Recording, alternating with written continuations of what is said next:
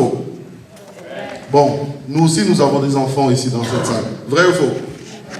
Donc, ça serait bien que les enfants d'aujourd'hui, qui sont ici, puissent partager avec nous certaines histoires qui sont des histoires qui leur appartiennent, car ce sont des histoires d'enfants dans la Bible.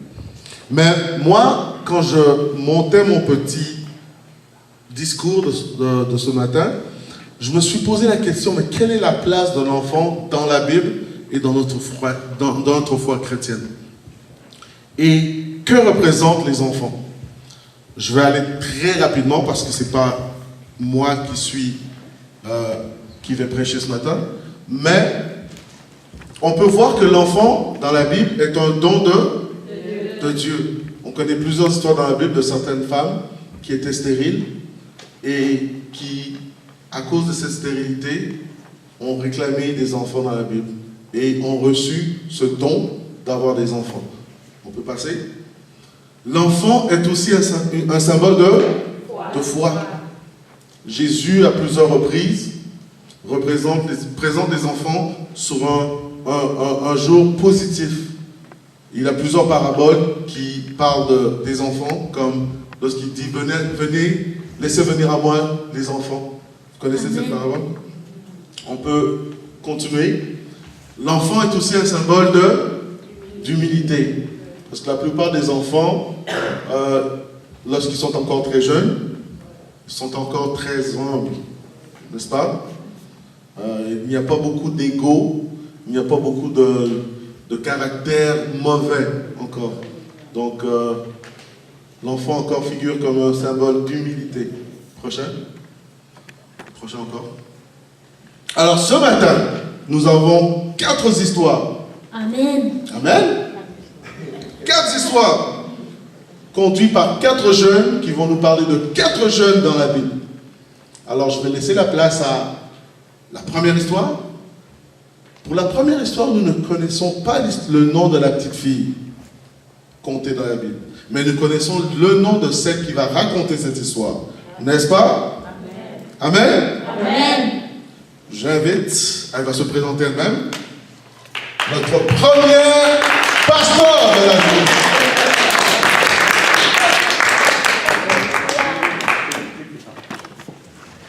Présente-toi. Je me nomme Netanya Bouquet. Plus fort. Je me nomme Netanya Bouquet. Et aujourd'hui, je vais vous présenter l'histoire de Naaman. Dans la proche territoire de Syrie, vivait un chef de l'armée nommé Naaman. Il était courageux et fort, mais il avait une terrible maladie de peau, la lèpre. L'épouse de Naaman avait une petite esclave qui avait été enlevée en Israël. Cette petite fille dit, si Naaman était auprès du prophète qui est sa mari, le prophète le guérira de sa lèpre. Naaman s'en allait aussitôt voir le prophète. Il prit de l'argent, de l'or et de beaux vêtements en cadeau. Le serviteur d'Élisée sortit et dit, lave-toi 7 fois dans le Jourdain et tu reviendras pur. 7 fois?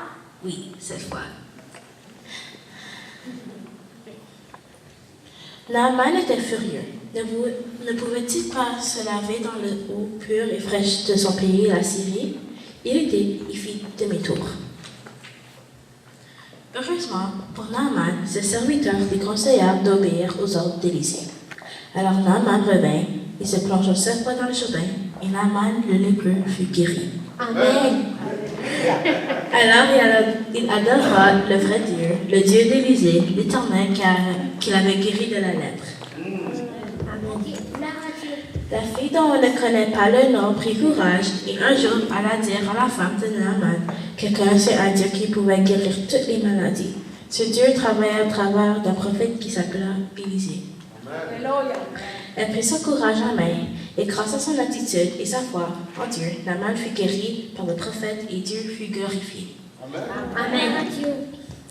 Merci Seigneur, quand tu veux te servir de ma petite test, à travers une parole, tu peux faire de grandes choses dans une vie.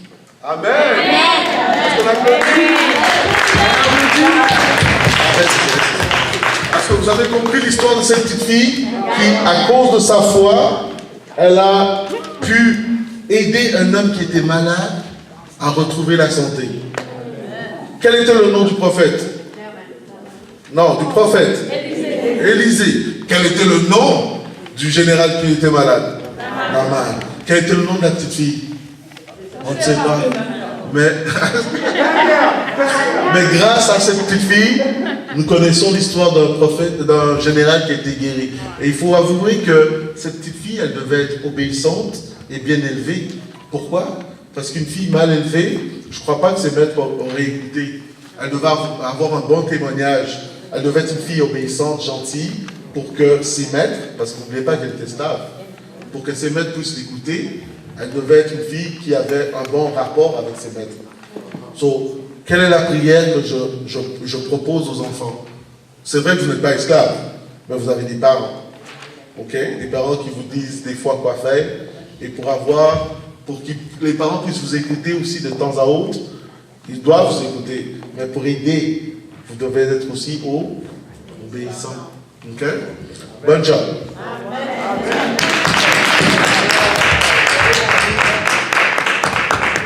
Ok. La deuxième histoire. Vous avez vu, après que le Naaman fut guéri, la joie régna dans la maison. La deuxième histoire, c'est celle de David et Goliath, oui. Ben c'est drôle, on a un garçon qui s'appelle David ici aussi. Oh mon Dieu. Oh, c'est pas fait exprès, hein. Bonjour, je m'appelle David et aujourd'hui je vais raconter l'histoire de David. David et David?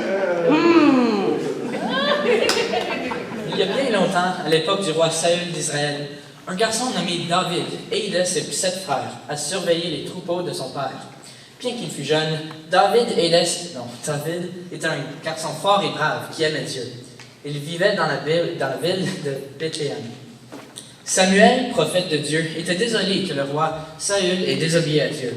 « Quand cesseras-tu de pleurer sur Saül ?» lui reprocha Dieu. « Je t'envoie vers Isaïe, car j'ai vu parmi ses fils celui que je désire pour roi. » Isaïe était le père de David. Lorsque Samuel arriva, Isaïe fit passer 7 de ses fils devant lui.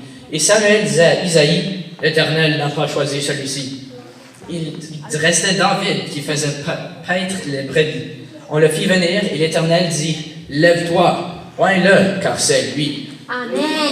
Dans le palais de Saül, l'esprit de l'Éternel quitta Saül et devint un homme très agité.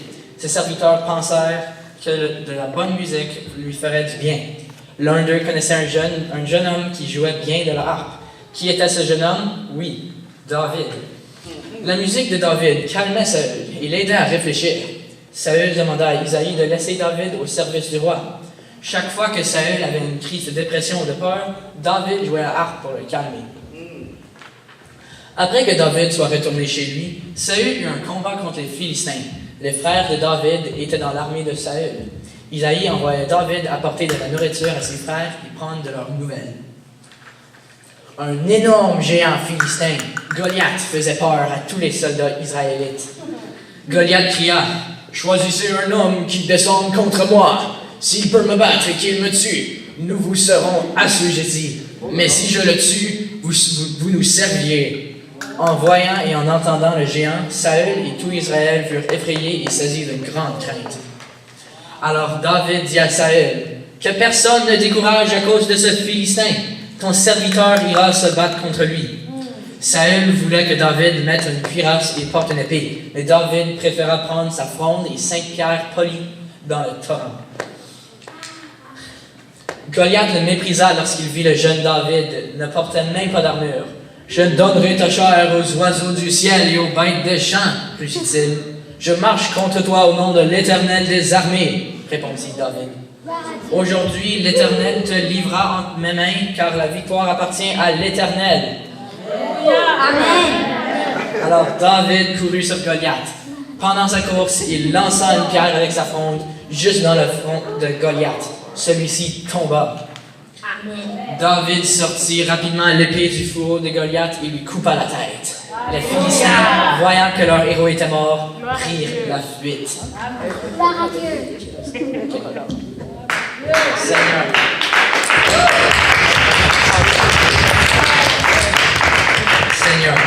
Aide-moi à avoir confiance en toi et à être courageux comme David. Avec toi, je serai capable d'affronter les Goliaths de ma vie. Amen.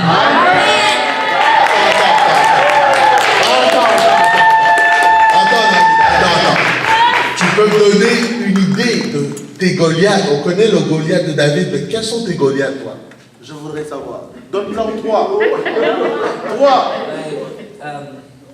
L'école, c'est difficile avec tous les devoirs qui lancent en face. Puis aussi mes amis, parfois, il y a un ami qui dit « Ah, viens, je veux jouer avec toi », puis l'autre ami comme « Non, je veux jouer avec toi aussi », puis c'est dur. Tout être 2, c'est bien. ensemble et... Troisième. Est-ce que les filles, ça serait pas un Goliath? Ouais. Avec d'autres gens, ça serait un Goliath de notre vie, c'est dur de rester amis puis savoir quand faire quoi. C'est bien, je voulais pas t'embarrasser. C'est bien. On applaudit pour David. Amen. Bonne job. Vous savez, l'histoire de David, on a tendance à regarder et à lire rapidement. Il ne faut pas oublier que lorsqu'il a tué Goliath, il n'avait pas, c'était pas un homme, c'était encore un jeune adolescent. C'était pas un homme comme moi ou Philippe. Là.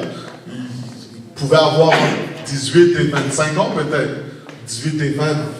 Entre cet âge-là, et c'était encore un adolescent. Et aujourd'hui, lorsqu'on lit la Bible, souvent, on a tendance à tourner les pages. Mais c'était pas facile de faire ce qu'il a fait. Hein. S'il y avait des hommes aguerris, des soldats qui ont pris peur, et que lui, un enfant, un jeune, est allé devant l'armée, devant Goliath, en disant que moi, je me battrai. Alors les jeunes, lorsque vous avez des Goliaths dans la vie, lorsque vous avez l'école, et même les plus vieux, même nous autres les plus vieux, hein, on a tous des Goliaths, vrai ou faux? Bon, on a tous des difficultés, et à chacun ses combats, mais à Dieu la victoire. Amen? Amen. Une autre histoire. J'invite notre troisième pasteur. Elle va se présenter et elle va présenter son histoire. Amen? On l'accueille? Bon matin. Je suis Angeline et aujourd'hui je vais vous parler de l'histoire de Myriam et du bébé Moïse. Plus de 300 ans passèrent. Le peuple de Joseph, les Hébreux, était devenu un peuple puissant en Égypte. Le nouveau pharaon avait peur que les Hébreux se tournent contre lui. C'est pourquoi il en fit des esclaves. Le pharaon traitait durement les Hébreux. Il les obligeait à construire de grandes cités. Mais peu importe les travaux pénibles qu'ils devaient faire, les esclaves hébreux continuaient à devenir de plus en plus nombreux. Un jour, un ordre terrible venu du pharaon. Tous les garçons qui vont naître chez les Hébreux doivent être jetés dans le Nil. Le cruel pharaon avait décidé de diminuer le nombre d'Hébreux. Il voulait même assassiner des bébés. Que pouvons-nous faire? La famille a certainement dû se demander. Ils ont décidé de mettre l'enfant sur le Nil. Mais ils ont placé le bébé dans un panier étanche. Emportant son précieux chargement, le panier flottait parmi les roseaux. Qu'allait-il arriver au petit bébé? Un peu plus loin, la sœur du bébé regardait le panier précieux qui s'avançait tranquillement parmi les roseaux. Puis, la fille du pharaon et ses servantes descendirent vers le Nil pour se baigner. Il n'y avait aucun moyen de cacher le panier. Peut-être passerait-elle sans le voir? Oh, un panier, là dans les roseaux. Je me demande ce qu'il y a à l'intérieur. La fille du pharaon demanda à une servante d'aller chercher le panier. Quand elle l'ouvrit, le bébé commença à pleurer. « C'est un bébé hébreu !» s'exclama la princesse. « Pauvre petit, tu es si mignon. » Il est probable que la fille du pharaon parla au bébé comme les adultes le font. Peut-être qu'elle a même fait des gougou gaga, en égyptien, bien sûr. Dieu a certainement donné une sagesse toute spéciale à la sœur du bébé. Elle courut vers la fille du pharaon. « Est-ce que je dois aller chercher parmi les Hébreux une femme pour s'occuper du bébé pour toi? »« Va, » fut la réponse. « Qui pensez-vous que la fille alla chercher? »« Mère, viens rapidement, dépêche-toi. » Peut-être que la jeune fille n'avait pas le temps d'expliquer ce qui se passait. Ensemble, ils coururent sur le sentier pour rejoindre la fille du Pharaon. À la rivière, la fille du Pharaon tenait le bébé. « Allaite-le pour moi, je te paierai. Appelle-le Moïse. » Moïse peut pouvoir dire « tirer de l'eau » en égyptien. Alors Moïse retourna chez ses parents et chez lui. Ils lui apprirent à aimer Dieu et le peuple hébreu. Bientôt, il irait vivre dans le palais avec la fille du Pharaon. Dieu qui lui avait sauvé la vie avait un grand avenir prévu pour le bébé Moïse. Amen. Seigneur, aide-moi à être comme Myriam et avoir de la sagesse dans ma vie. Amen. Attends. À être comme Myriam et avoir de la sagesse dans ta vie. Donne-moi un exemple de où tu peux demander et comment tu peux demander à Dieu de la sagesse. Un exemple qui t'appartient, qui est propre à toi, à ce que tu fais tous les jours. Juste un exemple. Si je me chicane avec mes parents, demander à Dieu d'avoir la sagesse. Papa Philippe. Pour pas crier à mes parents. Si quoi? Donner la sagesse de Dieu pour pas être fâché. Amen. Mais chicaner avec ses parents, ça arrive à tout le monde. Ok? C'est pas juste à vous. Ça arrive à tout le monde. Même moi, avec ma mère, des fois, depuis que je suis retourné chez mes parents, faut prier pour moi. Bon. Il y a un autre truc que je voudrais aussi qu'on parle. Parce que j'ai deux questions. Tu peux rester là. Je demande aux adultes, qui est le bébé sur l'image? Aux adultes. Qui est le bébé? Moïse. Et d'après l'image, que pensez-vous? De qui tient-il le doigt? De sa mère. Non, de la princesse, tantine. De la princesse, oui. Et qu'est-ce que la princesse a dit lorsqu'elle a vu le bébé? Beau, un bel enfant. Et que veut dire Moïse? Elle a dit. Ah, attends. Vas-y. Enfant tiré de l'eau. Oui, tirer de l'eau, sauver des eaux. Voilà, très bien. Deuxième question. Qui est la petite fille sur l'image? Angélique. Hein? Qui? C'est qui Gracia? Non, la petite fille au milieu. C'est qui la petite fille au milieu? Oui, c'est quoi son nom? Myriam, voilà. Et qui est la dame qui a le chapeau là? C'est qui? La princesse. Qu'est-ce que la princesse a décidé de faire? Oui, garder le bébé. Mais qui a fini par allaiter l'enfant? La mère de qui? Du bébé. Alors, mais c'était l'idée de qui alors? Hein? De Myriam et sa maman. C'est pas Myriam tout seul, c'est Myriam et sa maman. Donc, ça nous enseigne que pour les jeunes filles, lorsque vous travaillez en commun accord avec maman, ça va réussir. Votre plan va. Si tu as une bonne maman et que maman te donne des conseils, foyer, coup. Amen? Très bien, félicitations. Allez. Bon, on applaudit pour Angélique.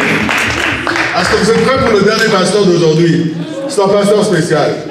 Il a beaucoup de cheveux sur la tête. Et moi, je l'appelle Joli Garçon.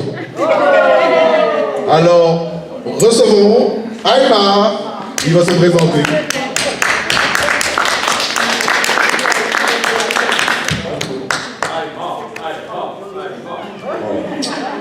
Mon nom c'est Aïmor. Aïmor qui est né à Lyon. Et maintenant je vais vous raconter l'histoire de Jésus. Okay. Chaque année, les parents de Jésus allaient à Jérusalem pour fêter la Pâque. Quand il a 12 ans, ils s'y rendent selon la coutume de cette fête. La période de fête achevée, ils repartent. Mais Jésus est resté à Jérusalem sans que ses parents le sachent. Ils ont déjà fait une journée de route pensant qu'il est avec les autres voyageurs. Puis, ils le cherchent parmi les parents et connaissances. Ils ne trouvent pas. Ils retournent là le chercher à Jérusalem. 3 jours plus tard, ils le trouvent dans le temple, assis parmi les maîtres. Amen.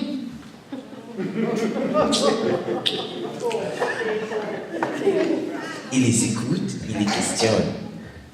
Tous ceux qui l'entendent sont stupéfaits de ce qu'il comprend, de ce qu'il répond. Ses parents sont surpris de le voir. Sa mère lui demande, « Enfant, pourquoi as-tu agi de cette façon envers nous ?» Dans l'inquiétude, ton père et moi, nous t'avons cherché. Il répond, « Pourquoi m'avez-vous cherché? Ignorez-vous qu'il faut que je m'occupe des affaires de mon père? » Ils ne comprennent pas ce qu'il dit. Il est reparti avec eux pour Nazareth.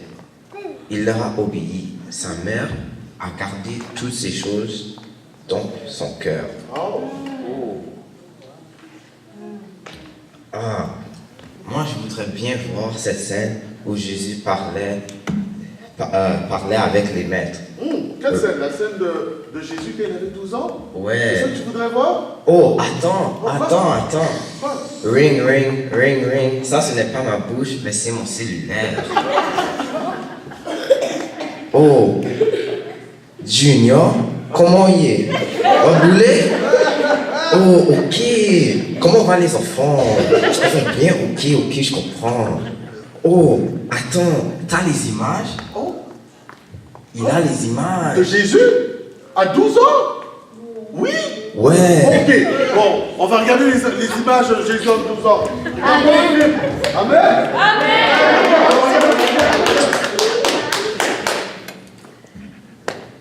On regarde l'histoire.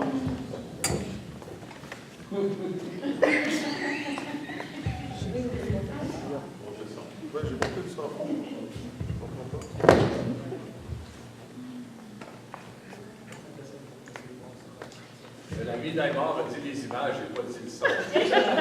C'est vrai. Bon, on regarde les images. Je ne sais pas pourquoi il n'y a pas de son.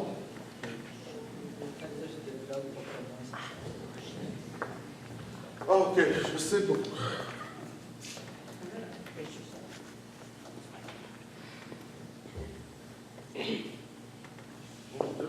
Bon, regardons les images. Hein. Je comprends pas.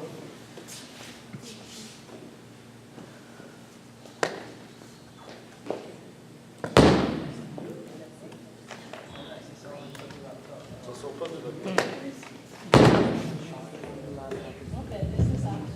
Ah, c'est dommage. Il y a quelque chose qui n'a pas marché. Jésus quand on est parlé au maître. Voilà. Ça, c'est Jésus dans le milieu, celui qui Summer Cry est mort. C'est une belle scène parce que c'est un enfant de 12 ans qui enseigne à des maîtres la parole. Et j'ai trouvé une autre vidéo où carrément il y avait un maître de la parole, un maître du temple, qui lui posait des questions très difficiles. Pourquoi as-tu agi de la sorte avec nous? Le bonhomme du vidéo. Je m'appelle Philippe. Bon, on commence la vidéo. On est sourd.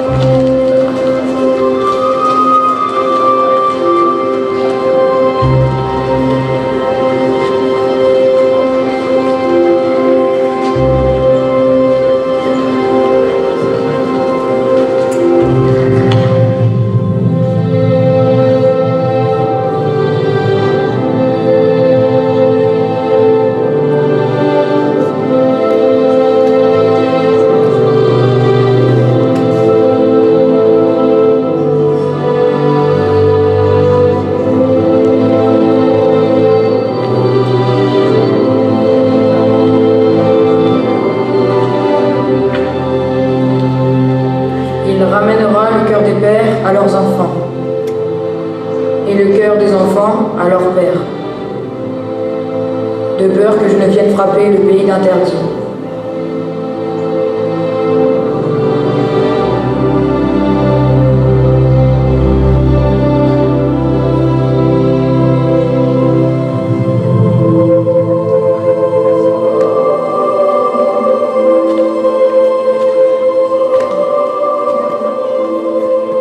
mon enfant. Pourquoi as-tu agi de la sorte avec nous? Voici ton père et moi, nous te cherchions avec angoisse. Pourquoi me cherchez-vous? Ne saviez-vous pas qu'il faut que je m'occupe des affaires de mon père?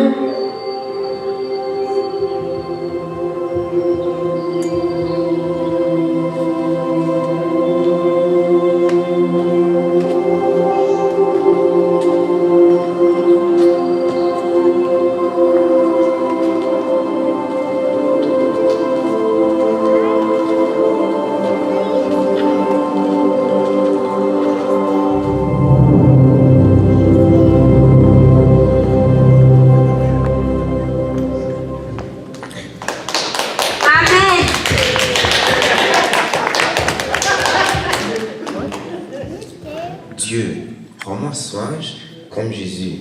Je veux avoir le goût de te chercher et de rester avec toi tous les jours de ma vie. Je t'aime. Amen. Ok. Ah, il est presque plus grand que moi maintenant, mon Dieu. Les enfants qui ont bu du bon lait.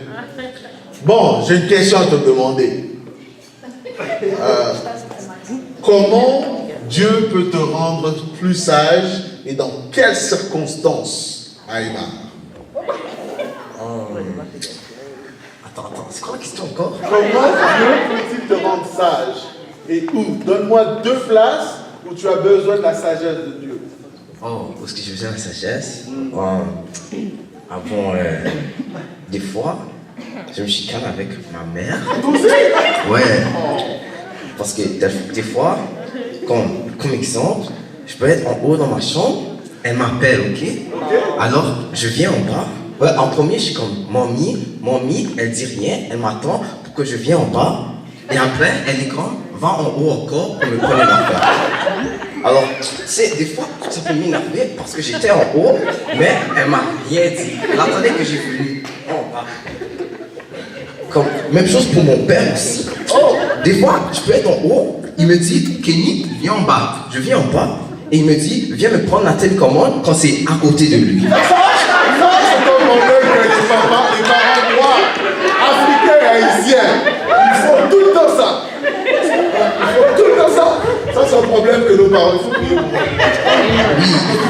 moi. Oui. Ça, c'est pas l'exemple. Deuxième exemple. Deuxième exemple, la sagesse. À l'école. Il faut la sagesse à l'école. Parce que j'ai appris que tu es très populaire. Bon, je ne veux pas t'exposer, mais que tu es très populaire. Tu as besoin de sagesse. Il y a beaucoup de gens qui tournent autour de toi. Ben oui. Donc, tu as besoin de sagesse, n'est-ce pas? Oui, de sagesse avec pour avoir des bons amis. Ouais. Et amis. Ouais. Les bons amis et amis. Attends, amis, comme amis, Oui, il y a amis et amis. Tu as le droit d'avoir des amis, mais il faut avoir des bons amis. Mais c'est quoi des amis? Amis au féminin, tu as pas entendu? Oh, amis au féminin.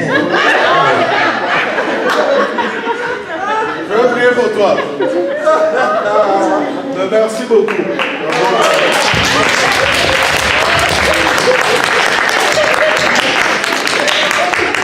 Bon, les amis, vous avez fait du bon travail. Okay? Merci beaucoup. Merci. On va même finir avec 30 minutes d'avance. Est-ce qu'on n'est pas heureux? On est heureux, on va manger plus tôt ce matin, à midi. So, je vais demander à tous les enfants de s'approcher. On va tous s'approcher, se mettre devant. Et je vais prier. Juste laisser les micros là, oui. Juste laisser les micros, même par terre. Merci.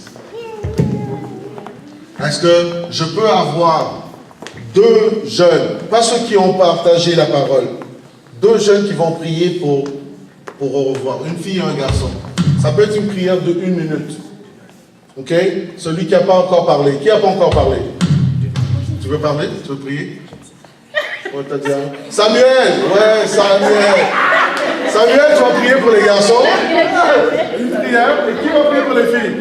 Qui veut prier? Yeah, just a quick one. Huh? JJ? Who's JJ? JJ. Just a quick one. And you'll get something from me. Just a quick one. OK? So, ça marche? OK, allez, on y va. vas, Samuel, tu commences. Seigneur, je te prie pour